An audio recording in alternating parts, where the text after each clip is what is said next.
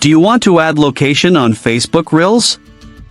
You can tag location to your Facebook Reel videos with just a few simple steps. Hello everyone, welcome back to our new video. In this short video tutorial, I will show you how to add location on Facebook Reels. Just watch this video till the end, and do not forget to like this video and subscribe to this channel for more tutorials and tips videos.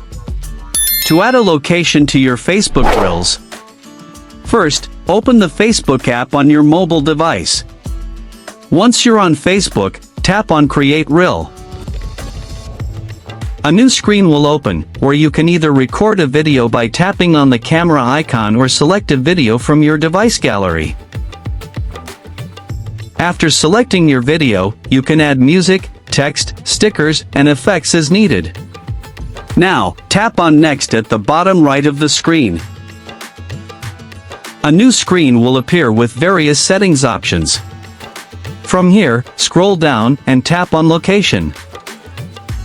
Now, a search bar will appear. Type the name of the location you want to add and select it from the search results. After selecting your location, tap on Share Now to post your Reel video. Once posted, your Facebook Reel will display the location you added, and viewers will be able to see it.